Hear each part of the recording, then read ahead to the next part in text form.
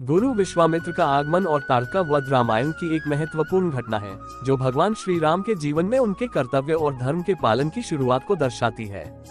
ये प्रसंग श्री राम के शौर्य, धैर्य और मर्यादा का परिचायक है।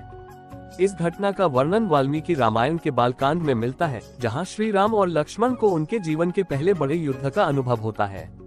ये प्रसंग बताता है कि कैसे गुरु विश्वामित्र के मार्गदर्शन में श्री राम ने राक्षसी तारका का वध किया और अपने वीरता का परिचय दिया। गुरु विश्वामित्र का आगमन।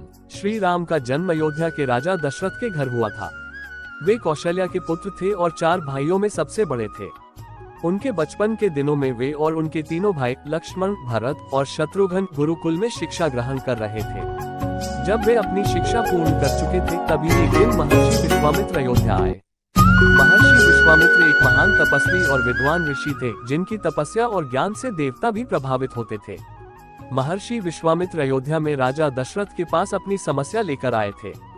उन्होंने बताया कि वे यज्ञ कर रहे हैं, लेकिन उनके यज्ञ को राक्षसों द्वारा बार बार विघ्न डाला जा रहा है। राक्षसी तारका और उसके पुत्र सुबाहु तथा मारीच यज्ञ की समिधाओं को नष्ट कर रहे थे, जिससे यज्ञ सफल नहीं हो पा रहा था। उन्होंने राजा दशरथ से प्रार्थना की कि वे श्री राम और लक्ष्मण को उनके साथ भेजें, ताकि वे उन राक्षसों का संहार कर सके और उनके यज्ञ की रक्षा कर सके। दशरथ का संकोच। राजा दशरथ महर्षि विश्वामित्र की बात सुनकर चिंतित हो गए। वे श्री राम और लक्ष्मण को बहुत प्रिय थे और वे अपने नन्हे पुत्रों को युद्ध में भेजने के लिए तैयार नहीं थे। दशरथ ने महर्षि से कहा, राम अभी बहुत छोटे हैं और उन्हें युद्ध का अनुभव नहीं है। आप मुझे स्वयं जाने दें या मेरी पूरी सेना को भेज दें, परंतु राम को न ले जाएं।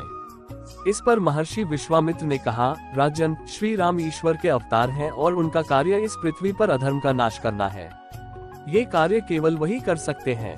आप चिंता न करें, मैं उनके साथ हूँ और उनकी रक्षा करूँगा। महर्षि की इस बात पर वश में होकर राजा दशरथ ने श्री राम और लक्ष्मण को उनके साथ जाने की अनुमति दी।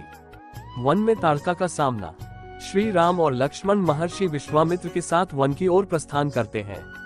मार्ग में महर्षि ने उन्हें अनेक दिव्यास्त्रों की शिक्षा दी और उन्हें मंत्रों का ज्ञान कराया।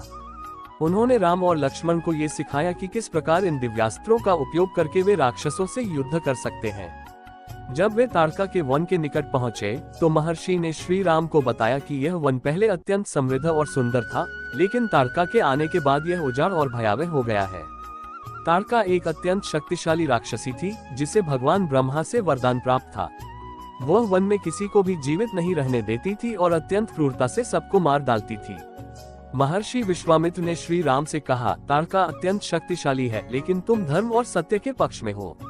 इस राक्षसी का वध करना ही तुम्हारा धर्म है। तारका वध। महर्षि विश्वामित्र के निर्देश पर श्री राम ने तारका का सामना किया। जब तारका ने राम को देखा, तो वह क्रोधित होकर उनके ऊपर आक्रमण करने लगी। तारका अत्यंत विशालकाय थी और उसकी गर्जना से वन थरथराने लगा। उसने अनेक प्रकार के मायावी रूप धरकर श्री राम और लक्ष्मण को भ्रमित करने की कोशिश की, लेकिन श्री राम ने अपने कौशल से उसके हर वार को विफल कर दिया। लक्ष्मण ने भी तारका के आक्रमण का साहसपूर्वक सामना किया और राम की सहायता की। श्री राम ने अपने धनुष से एक बाण निकाला और तारका पर प्रहार किया। तारका ने मायावी शक्तियों का प्रयोग किया, लेकिन श्री राम का बाण उसकी सभी माया को छिन्न भिन्न कर गया। अंततः श्री राम ने अपने दिव्य बाण से तारका का वध कर दिया। तारका के मरते ही वन पुनः शांत और सुंदर हो गया। उसकी मृत्यु से ऋषि मुनि और वनवासी अत्यंत प्रसन्न हुए और उन्होंने श्री राम की जय जयकार की। तारका वध का महत्व। तारका वध केवल एक राक्षसी का अंत नहीं था, बल्कि यह धर्म की विजय और अधर्म के नाश का प्रतीक था। श्री राम ने अपने पहले ही युद्ध में ये दिखा दिया कि वे केवल राजा दशरथ के पुत्र नहीं, बल्कि वे स्वयं धर्म के रक्षक हैं और संसार से अधर्म को समाप्त करने के लिए अवतरित हुए हैं। तारका वध के साथ ही यह स्पष्ट हो गया कि श्री राम का जीवन केवल राजकुमार का जीवन नहीं, बल्कि एक महान धर्मयुद्ध की यात्रा है।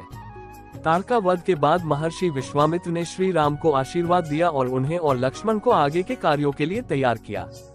इसके बाद उन्होंने राम और लक्ष्मण को अनेक दिव्यास्त्रों का ज्ञान कराया, जिनकी सहायता से वे भविष्य में और भी बड़े राक्षसों का संहार कर सके।